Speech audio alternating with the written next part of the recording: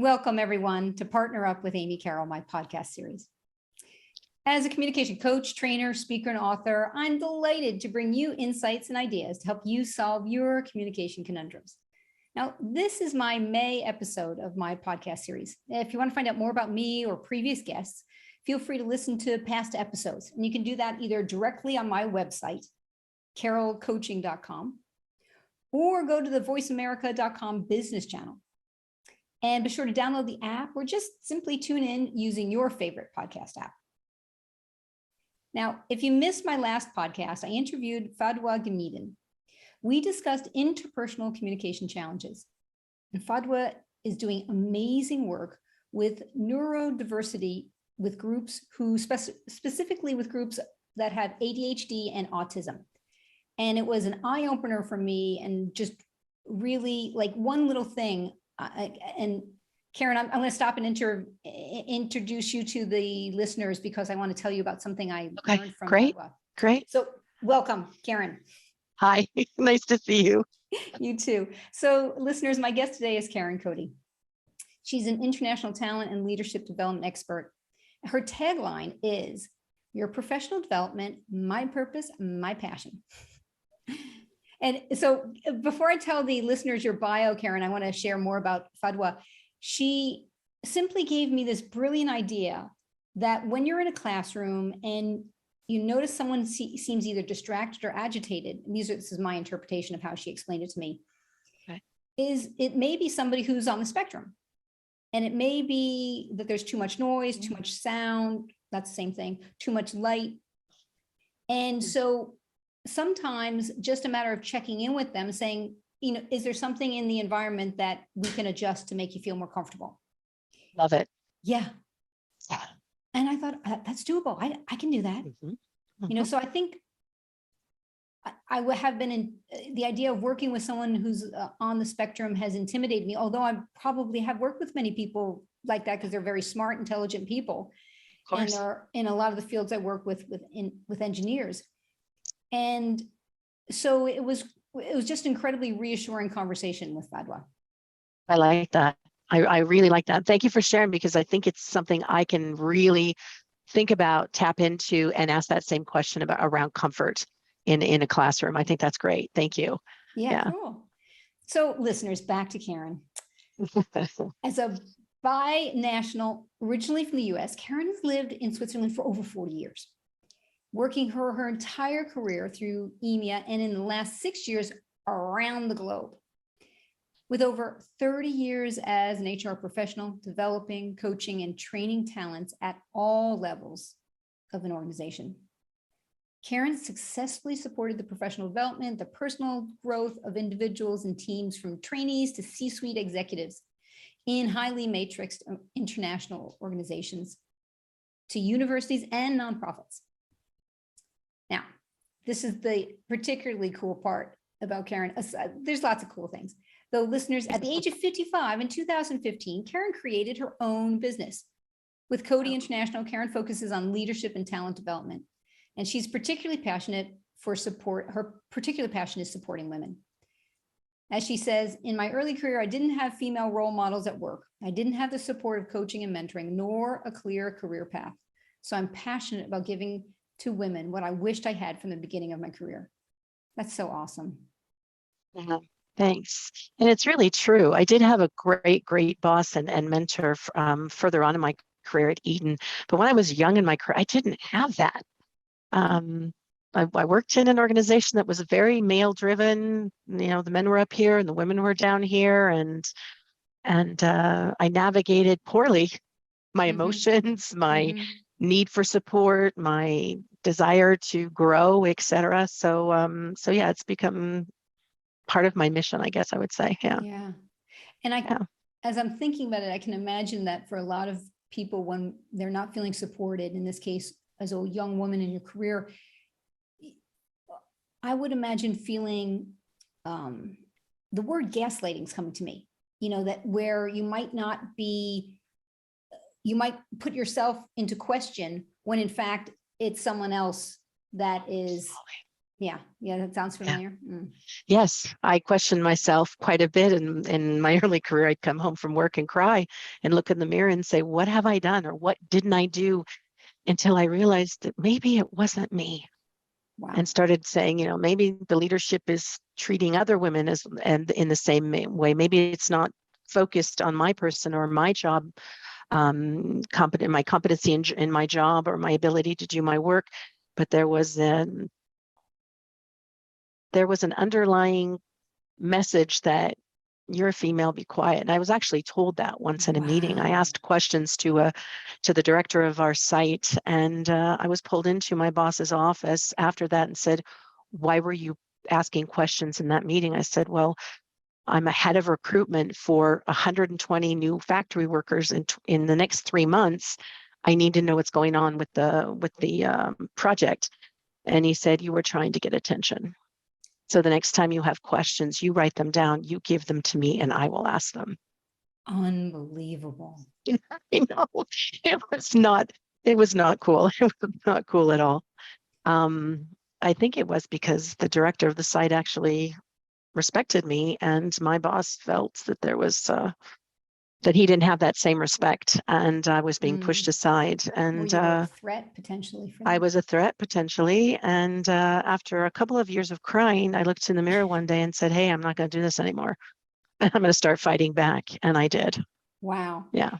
So, I mean, I know you're going to be full of wisdom and ideas, though, to already shorten that path for another young professional woman, that so she doesn't have to spend those years doubting and questioning and crying. I know we're going to get into it, though. Is there a thought that you have on the top of your head? My first thought is, if you have been hired into this position, it's because you're competent. Leaders don't hire people that aren't competent. And I've been having discussions around this with people in an organization at this point in time, because there was a reorg and women were hired into senior leadership positions, and people were saying, well, it's quotas. Like, well, even if there is a quota, they're not going to hire someone who's not competent. Yeah. It's a lose-lose situation for the management and the women in those jobs. Mm-hmm. So I would say, if you've gotten the job, it's because you can do it. Mm-hmm. And remember to tell yourself that over and over again. That internal self-talk is so important. I'm competent, I'm capable, I'm a good person, I can contribute to the organization, et cetera, et cetera. Yeah. Oh, that's excellent. So I guess I want to ask my first official question then is, Okay.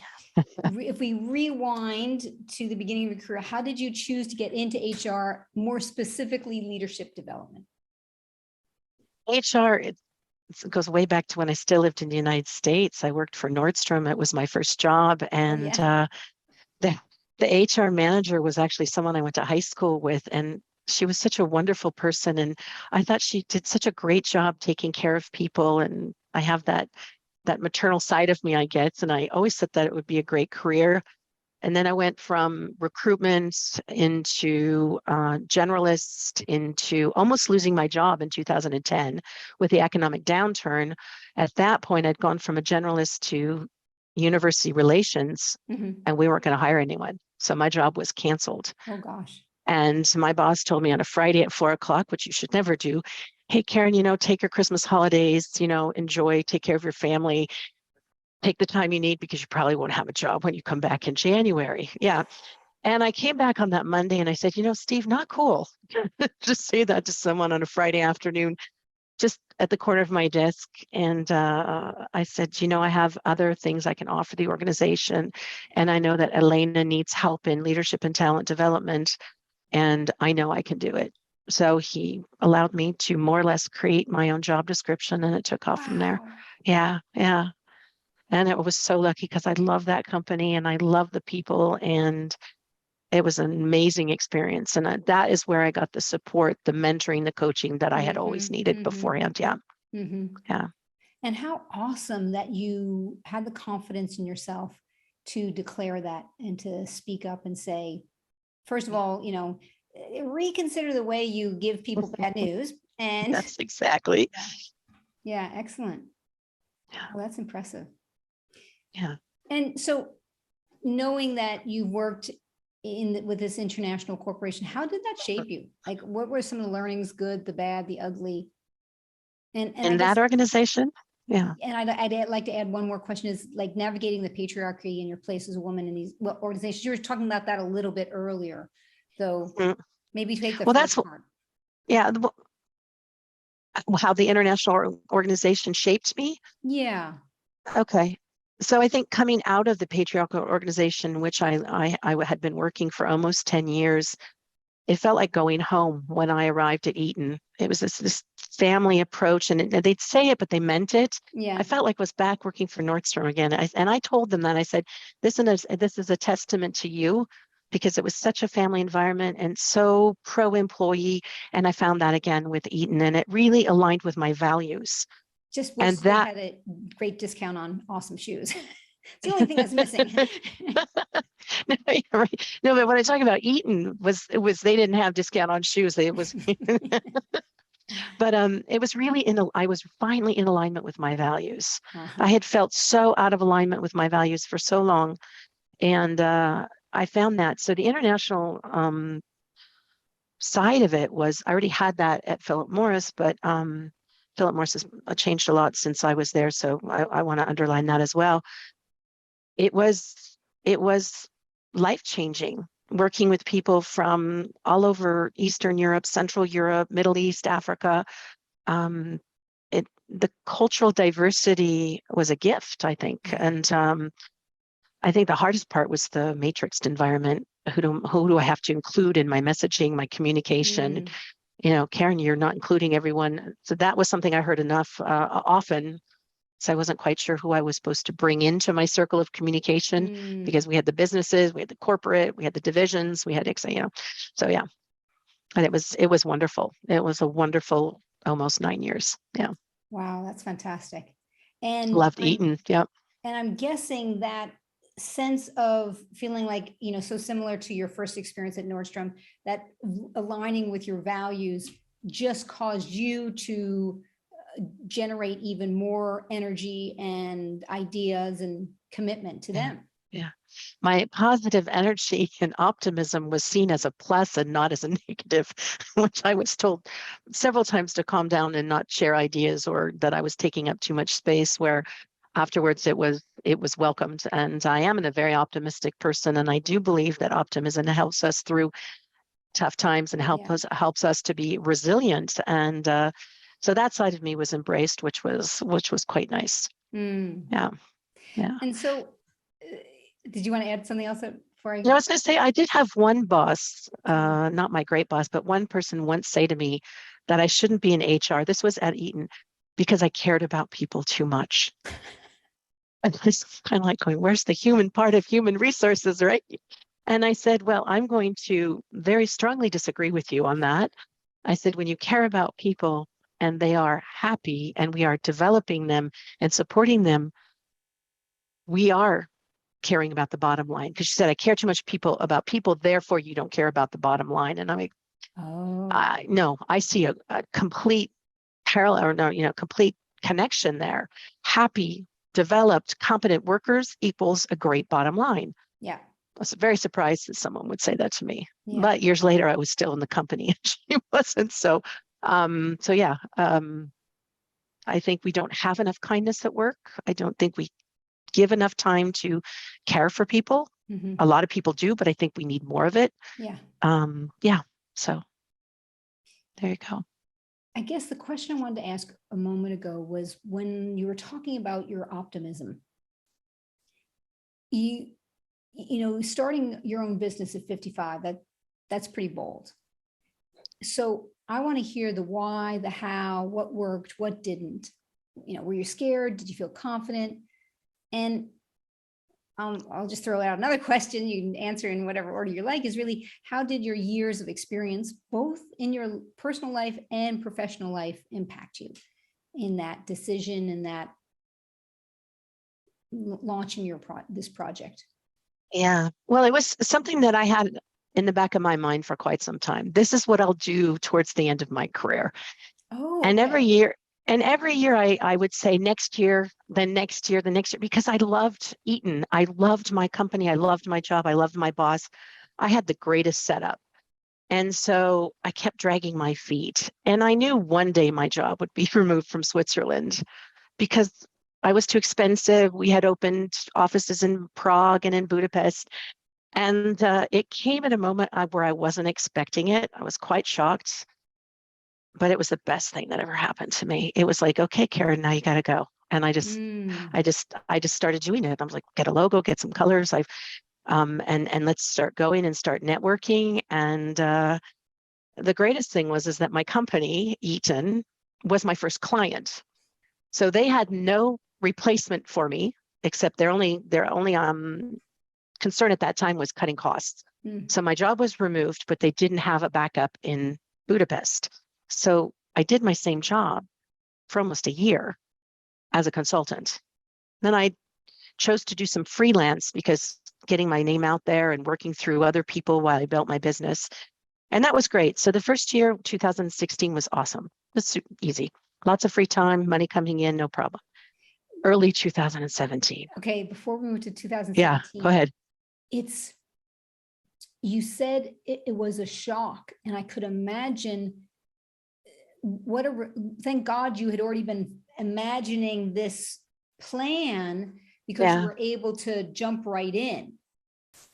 Right. And I'm just thinking, oh my gosh, what if you had zero thought of an alternative plan or, one day down the road? Right. And I guess also curious, what made it such a shock for you? Well, the shock was very interesting how it happened. I was in charge of the graduate talent program. I had 90 kids, I call them my kids, in this graduate talent program that was a 2-year program. And every year we had an annual conference where we brought them all together. Otherwise, I did this, right? Virtual training and coaching and programs and stuff. But we were going to be having our program in Prague that summer in July. And never seen a company redo their budgets as much as Eaton had. Every month they'd say, redo the budget, redo the budget, redo the budget. And in June, they said, we're not sure if we're going to have the conference or not. So the hotels are booked, all the kids are excited, the airplanes have been booked, etc. You were booked to be there.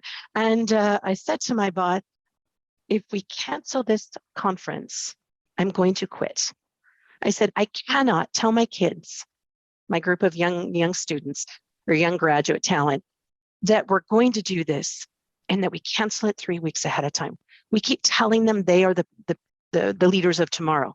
We cannot be credible if we send them that message and then cancel it. Mm-hmm. And she did everything in her power to make it go. Mm-hmm. She already knew that my job was going and she couldn't tell me. Mm-hmm. And so we had the conference. And the president of the region at that time stood on the stage and said to the kids, you are our future.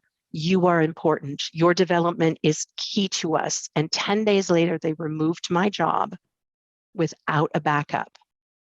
And I said, what are we telling them now? So for me, there was a lack of transparency. For me, there was a lack of credibility. And that was the shock, not necessarily that my job was going, but how it was announced by the person who was president at that time. And I received 95 emails from every single one of my graduates, thanking me for everything I'd done, how much they were going to miss me, et cetera. And I said, that's my legacy. And I said to the president, what's yours? So, yeah. And the fact that they brought you back in as a consultant for almost a year, clearly they knew the value you brought. And it really was. And I wasn't mad at them because it clearly was an economic decision. And that's their right. Right. And when I coach people or support people who've lost their jobs, I'm like, they owe you nothing. Yeah. They pay you for the job that you do. They have to respect your contractual, obligations, et cetera, but they don't owe you a lifetime job. Yeah. So I wasn't upset with them from that. They made a economic business decision and I am okay with that. Right. Right. It was the way in which the message to the graduate talent program, at the same time they were removing my job without having something there for them to be safe, bothered me. But then my boss said, just stay and keep working and do this. And then I helped bring on the new person who was in Budapest, and I worked for the company for several years, so Wow. they're still a client. Yeah. Yeah. Okay. So now 2017, let's go back to the timeline. Yeah. Wow. That was a scary moment because I had been doing a lot of networking, and which was great, Amy, was that a lot of people in my organization had also lost their jobs. Oh. So there was a huge reorganization going on. So I had friends and HR colleagues that had moved to different companies around Switzerland or the EMEA region who said, I want to work with you and I want to work with you. And I know you, I want to work with you. But nothing was coming in. I brought in so little money in the first 4 months of 2017, I started to panic. And as you know, in Switzerland, as an independent business owner, you don't get unemployment. So I was dwindling my savings. And one night, and I love this story, one night, my dear friend Katrina, who worked with me at Eaton, I'd hired her years ago, came over for dinner, and I told her how nervous I was. Said, everyone keeps saying they want to work with me, but nothing's coming in. Mm-hmm. And she had spent the night at my house and gone off to work. And I'd gone up to the office to put away the hide-a-bed and whatever. And there was a post-it on my desk that said, keep it up, Karen, you're the best. Love, Cats. And it was actually on my lamp, and it's still on my lamp today. It was the encouragement to just keep going, keep doing that networking, keep making those calls, keep writing those emails. And in April, my business took off, and I've never looked back. Yeah. Isn't that incredible? And so what I'm hearing is by proxy, someone was offering you positive self thoughts. Yeah, because I was running out of them at that point. So I was really running out of them. Nothing left. I was panicking. I was running out of money, and little negative thoughts were coming in, and and all of a sudden it just took off, and it was fabulous. And it's been fabulous, still fabulous. So yeah. Wow. Yeah. So when you look back on that, you walk us through it. What are the nuggets for you? What are some of the learnings if you are meeting someone who's starting their business today? Yeah, don't give up.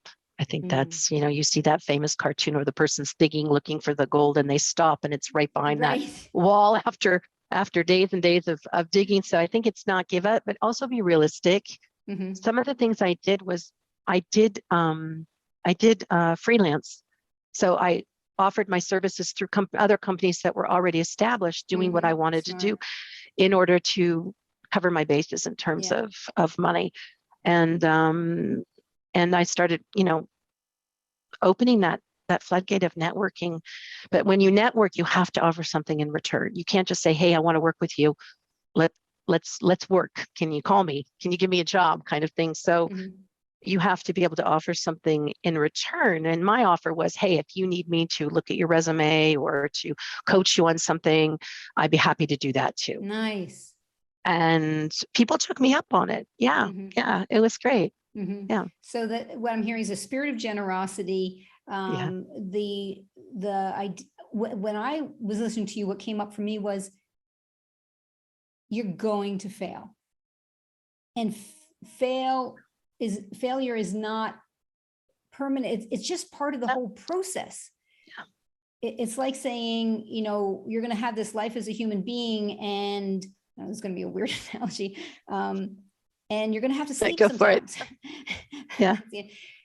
Sometimes you're going to have to it's really boring, and you're going to have to go to bed, and you have to do that regularly. And I know it won't be fun, and it's part of the process. So I guess that's another thing that I would add to your list, is because what happened for me when I first started was it, like listening to you, is similar, is that the sense of devastation. Even just, one person would turn me down, because every time I would send an offer out, I'm like, yes, they're going to take it, and this is it. Well, no, they're not going to say yes 100% of the time. And so to not get devastated when people say no. Right. Well, and what's interesting about the networking thing is how often do you follow up? That was what was the hardest part. You follow up so that you stay in their memory, but you want to follow up, but not too often to become a pest, to become a burden, like leave me alone. So my ex-vice president HR had said, I want to work with you. I'm getting settled in my new job. We'll do this. I wrote her. She said, I'm not ready yet. I wrote her, happy Easter, happy this. And in September, I thought, I'm starting to bother her. So I wrote her and said, I don't want to bother you. You said you wanted to work with me. Let me know if you still do. Nice. And if you can't or don't want to, just be honest with me.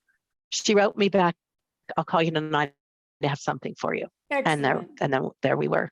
So That's great. it worked. It did work. Hey, Yeah. Karen, before I'm going to take a break here, and Okay. listeners, if you want to connect with Karen, find out more about her, you can find her directly on LinkedIn, Karen Cody Zimmerman, and that's Karen, and then Cody, Cody, and Zimmerman, Zimmer, for the Americans, Zim, because I'm so European, Zimmermann. So 2 M's, 2 N's on that one. Well, actually, Zimmerman is no longer on my LinkedIn profile. Oh, good. I took it off. Karen Cody. Okay, good. And then you can also go to her website, codyinternational.com. And listeners, if you're ready to take your superhero partner powers to the next decade, join me for my online leadership course. You'll find details on my website, karencodyzimm.com. And when we come back, we'll be hearing more from Karen. Stay tuned. You're listening to Partner Up with Amy Carroll on the Voice America Business Channel. Welcome back, everyone. My guest today is Karen Cody, which I discovered during the break means Cody stands for helper or being helpful in Irish. Is that what you said, Karen? Yeah.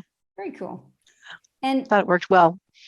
yeah, it's appropriate. Well, you know, we've been discussing how Karen combines her natural ability to connect with others along with her professional and life experiences, and how she offers an array of leadership programs to build competency and empower individuals. And where we left off just before the break was Karen's path to building her own business. And Karen, I'm curious to know, because I know my experience having been in business just before COVID for almost 20 years, and then COVID hitting was nonetheless a bit of a shock for me. And I'm curious to hear, what was COVID like for you on your business?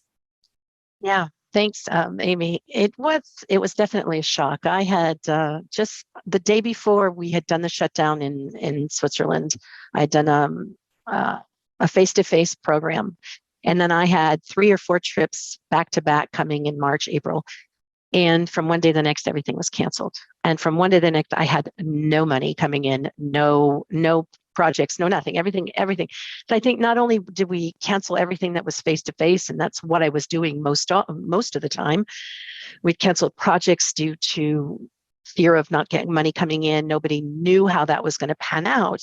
And I thought, well, okay, this is March. I have enough money to help me through till September, and we'll see what happens. And then I thought, I need to start proposing options. So that agile mindset, and contacted my different clients and said, let's turn our face-to-face programs into virtual programs.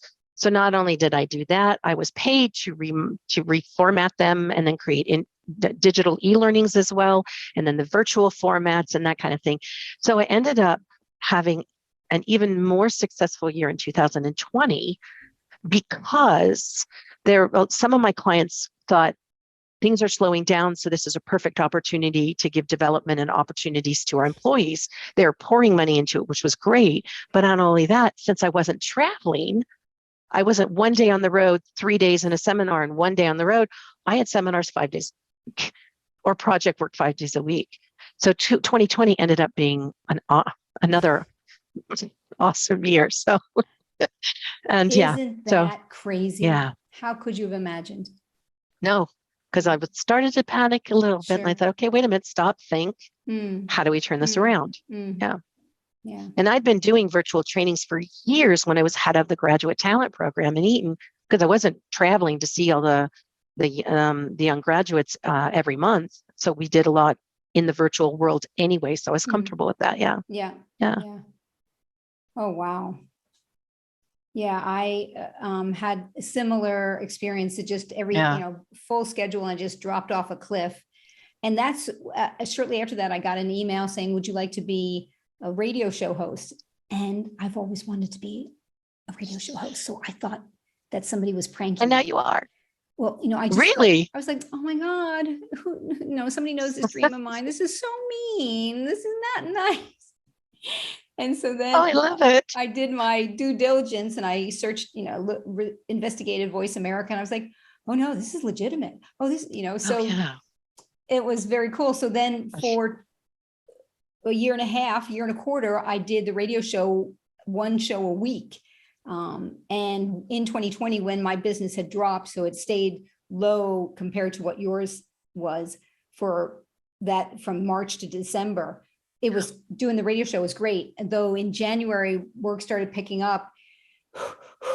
So doing the radio show, for I guess that whole Latin year in 2021 became quite the challenge. Yeah. So I can imagine. Yeah. Well, I'm glad you're doing it because you're so good at it. And I've seen a few of your programs and some of your interviews. I think it's awesome. thanks. Yeah.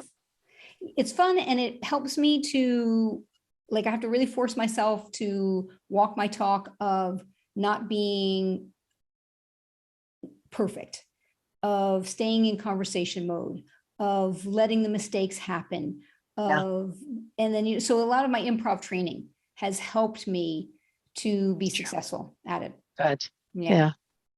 Haven't seen you improv yet. I'm waiting to do that. Oh, really? I would love to, but every time you've sent me an email or saying, hey, I'm doing it, I've not been around. All right, I will not send you in town very often. Okay, cool. Listeners won't care though. Yeah, for a local event. And then I'll also let you know when I start doing it in French again. Okay, wonderful. Okay. So thank you, listeners, for letting us have that little moment of chatting. And now my next question, Karen. I know you do conferences specifically for women to build their self-confidence. Yeah. For the credibility in the workplace. You teach emotional intelligence, positive self-talk. We've heard that a couple of times. Accepting mistakes, failures, assertiveness. So that's some of the things I also mentioned. And more than that. Why is it, you've mentioned part of the reason why you're so passionate about female leadership in particular. In addition to what you said earlier about wishing you had that and wanting young female future leaders to have it as well. What else, what are some of the other reasons you're so passionate about it? It's my happy spot. It's my happy spot. I think I've always said that I always had the happiest part of HR, when at the end of the day, you're giving someone, and in this case, women, tools and mentoring and coaching to bring up their self-confidence and build in internal positive self-talk and go after those jobs, et cetera. I'm happy at the end of the day because they're happy, and that makes my job so much fun. But I think that we need to talk about the fact that often women can be less. I'm running a program. Say it again. Women can be. Women show up with lack of self-confidence in a different way than men. Got it.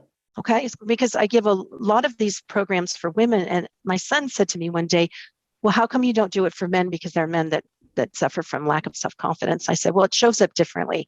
And I resonate with how it shows up within women, like doubting yourself and, blaming yourself, and then getting into the spiral where you just stop talking or bringing things up in meetings, et cetera, et cetera. So I really resonate with that. And I think we need more women leaders. I think we need more of that nurturing side, and that's very stereotypical, and I still believe that there's a lot of nurturing there, and that we need more of that. We need that balance in the workplace. And and I have 2 daughters as well, and I see them being standing up, being confident, and going after what they want to do and need to do, and I think it's really cool. And we hold on to things that we've heard when we were young. You're not going to make it, or you're just a girl, or you don't need to do that. You should find a husband or a partner, or, it's too hard for you. I heard that when I was in grade school, and it wasn't that I wasn't capable. I was in a school system that wasn't challenging me. And then I went off to a private, highly academic school, and I was on the dean's list for 3.5 years. So you have to push yourself. And my mom pushed me. I'm very lucky for that. My mom pushed me, but I think that we need to continue to tell ourselves that, tell each other that, and bring and lift each other together. Yeah. Because I've had women lift me. Yeah. Yeah. Just now a thought popped into my mind. I've always considered myself pretty confident, and I've still got my self-doubts. Sure. Shortly after starting my own business, 2-3 years into it, a colleague who I saw as I sort of had her on a pedestal. She was well established and organized, and on top of it, she always looked great and had cute outfits.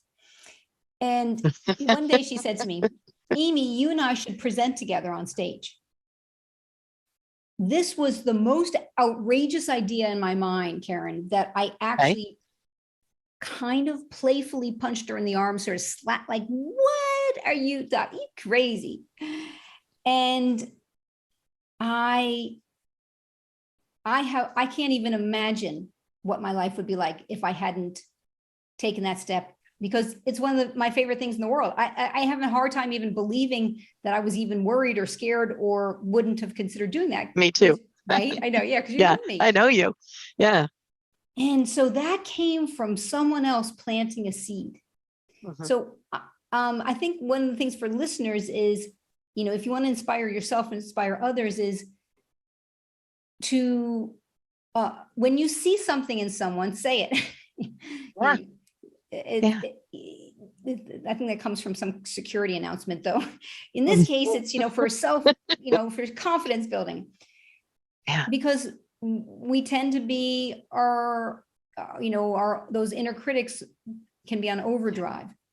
And then the other side, and tell me what you think about this, is the daring to speak up. So I started taking French lessons recently to take my French to the next level, because it's kind of mediocre still. And I told this woman, because she's a great teacher, and she said, Amy, I want you to listen to podcasts in French or watch TV shows on Netflix. So I started watching Call My Agent, which is a film on Netflix, a TV series on Netflix, based in Paris. And it's all about the movie industry, and it's got like real stars who play themselves, and it's very funny and entertaining. So we spent one of my set French lessons breaking it down, analyzing it, and the expressions and everything. And in that conversation, I said to her, I have a fantasy of acting in a French like movie or TV show as the American, because I couldn't play anything else except the American with the really strong French accent and the really mediocre grammar. Oh, yeah. And she was like, yes. Well, and she literally said, well, send pictures to these agencies. I'm like, I was just, hold on a second, so. I'll come with you. It's so cool. I know. And so who knows if that comes, though. If it does, listeners, you heard it here, that all it was a silly idea I pitched to someone, and they took it with fully embraced and like, yes, that's very doable. And why don't you take this first step?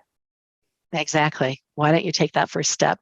And I'm working with a group of 3 groups of women, 30 women in each group, 3 sessions of empowerment with the EPFL, the École Technique Fédérale de Lausanne. And they are female engineers, and we're doing this empowerment piece on confidence and stuff. And I had the second sessions these last 10 days, and I had women tell me what they were doing. And a woman said, I applied for the job, I did it, and I got it. Someone else said, I asked for a promotion. Never in my life I would have thought to ask for a promotion. Her boss was shocked because no one had ever asked for a promotion, but said, I'm really going to consider this. I had them saying things like, I've stopped apologizing for things I don't do, that are not my responsibility. So those are those little things that I'm hoping are helping women every day. Yeah. Yeah.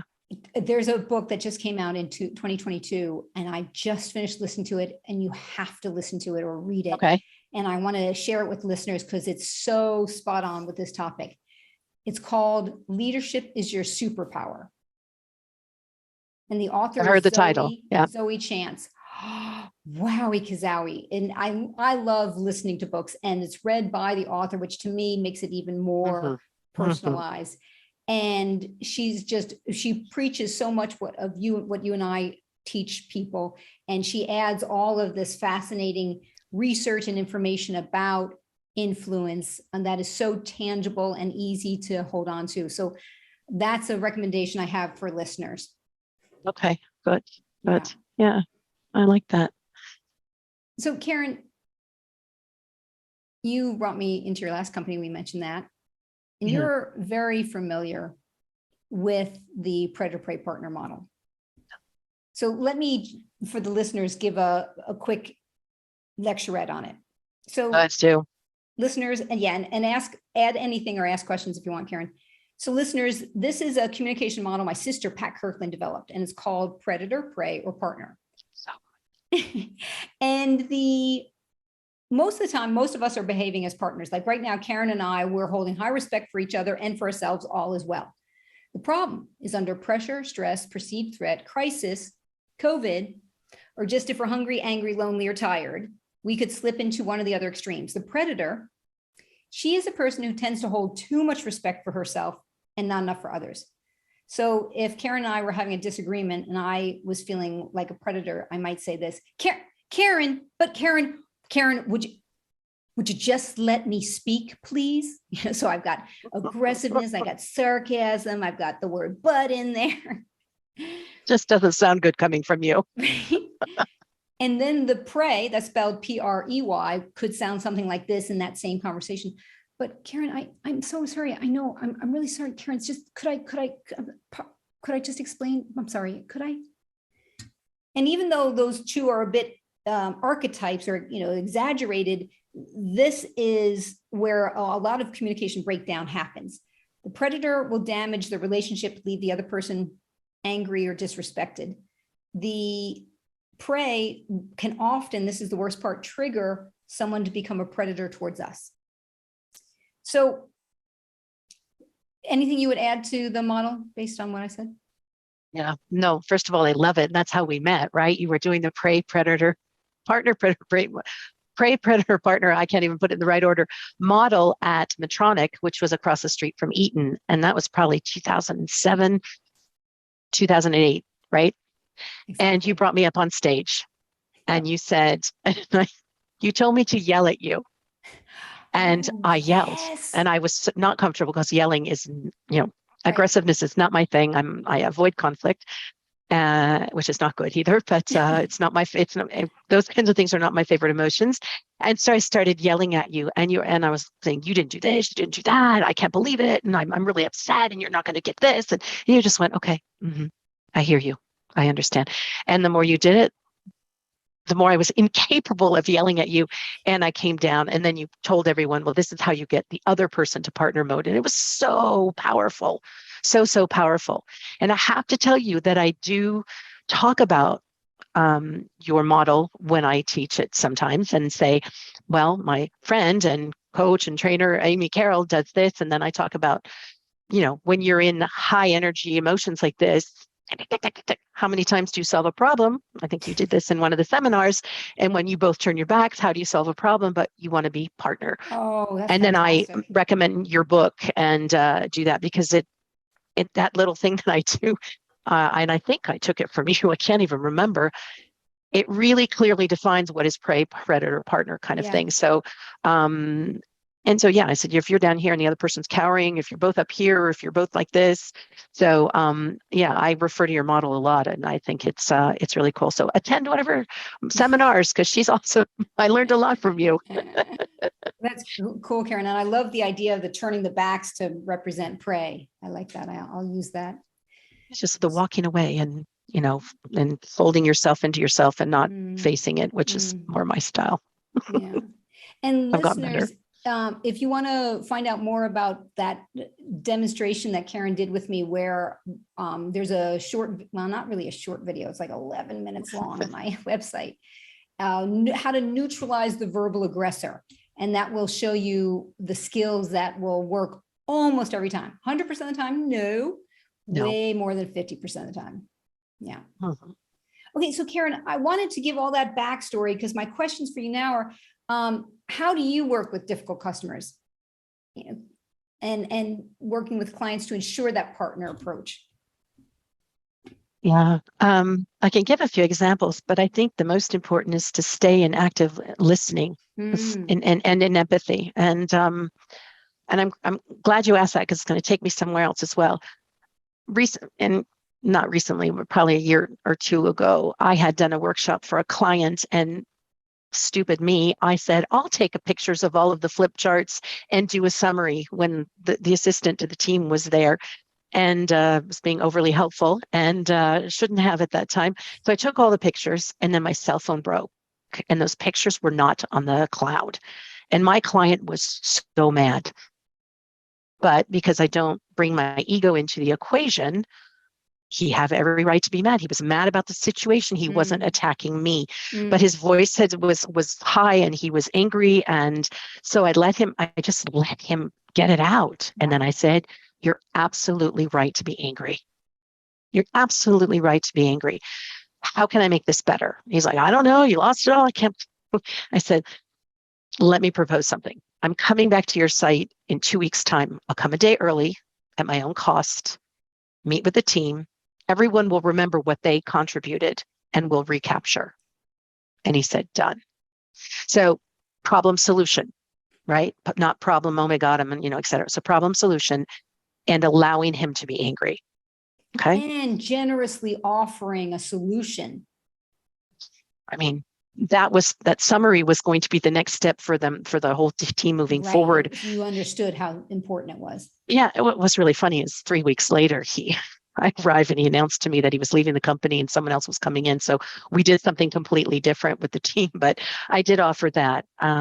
So yeah. And I think, and this is what I tell people, when dealing with difficult emotions or people with high negative emotions in front of you. I have now learned, because it has taken me a long time, so I'm not perfect in managing people who are high emotions in front of me. I ask myself 3 questions. What value do they hold dearly that has been betrayed? What need does this person have that's not being met? What are they afraid of? Okay. What value do they hold dearly that's not being met? No, what value do they hold dearly that has been betrayed? What do they need? Do they have that has not been met? What are they afraid of?